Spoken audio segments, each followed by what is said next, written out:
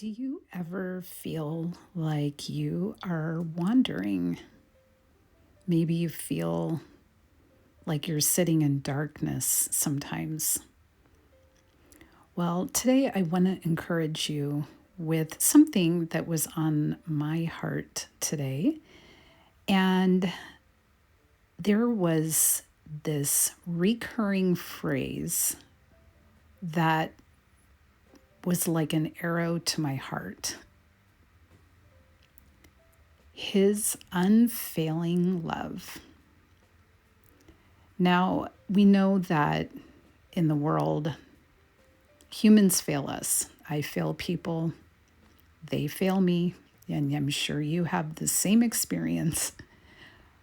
But the thing that I cling to and remember at all times is that the Lord has unfailing love. It does not matter what you have done.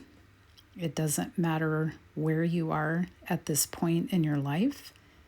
His love is unfailing. And that is the difference between God and people. God has to be true to his character at all times. That's what makes him God. That's why we can't treat humans as if they are God, because if we did, we would have to hold them up, ourselves up to the same standard that we hold others up to. And we know that we fail. So therefore, we have to have grace with other people as well. But the one thing that is like a solid anchor and secure is that the Lord's love is unfailing, and he will always be unfailing because he is God. I was reading in Psalm 107, and I was thinking about you because you may be in some of these phrases that I'm going to read to you. But I want you to hear the refrain that comes back every time. Some wandered in desert wastelands. They were hungry and thirsty, and their lives ebbed away. Then they cried out to the Lord in their trouble, and he delivered them from their distress. He led them by a straight way. Let them give thanks to the Lord for his unfailing love. Some sat in darkness and the deepest gloom, prisoners suffering in iron chains, for they had rebelled against the words of God and despised the counsel of the Most High. They cried to the Lord in their trouble, and he saved them from their distress. He brought them out of darkness and the deepest gloom and broke away their chains.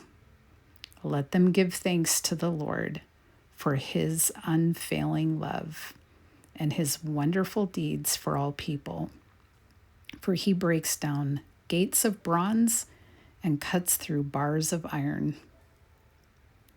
Some became fools through their rebellious ways and suffered affliction because of their iniquities. They cried to the Lord in their trouble, and he saved them from their distress. He sent forth his word and healed them. He rescued them from the grave. Let them give thanks to the Lord for his unfailing love.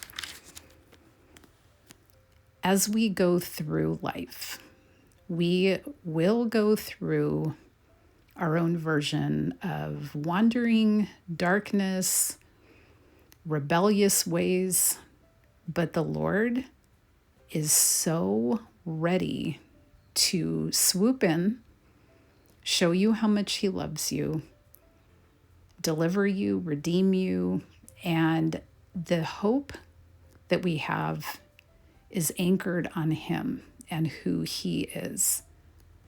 And I don't know about you, but I tend to look at myself, look at things that I need to be fixing, need to solve, or whatever. And it can get a little frustrating because we don't often have strength 100% every day.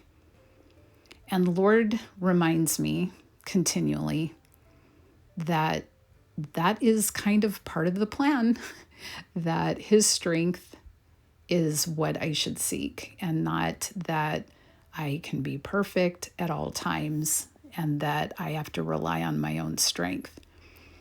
I am so grateful for His unfailing love, that He is not a human, that He can lie or that He can change His character, but that He is steadfast at all times. And it gives us so much more grace with ourselves and with other people when we realize we cannot hold them, people, or ourselves to this standard of being unfailing, because they're not God. I'm not God. And we need to have peace in letting people be who they are, letting ourselves grow in our dependence on the Lord, because He will infuse us with His supernatural strength. And let me just leave you with the last verse from Psalm 107. Whoever is wise, let him heed these things and consider the great love of the Lord. Thanks so much for being with me. I hope you choose wisdom too. Blessings to you today and always.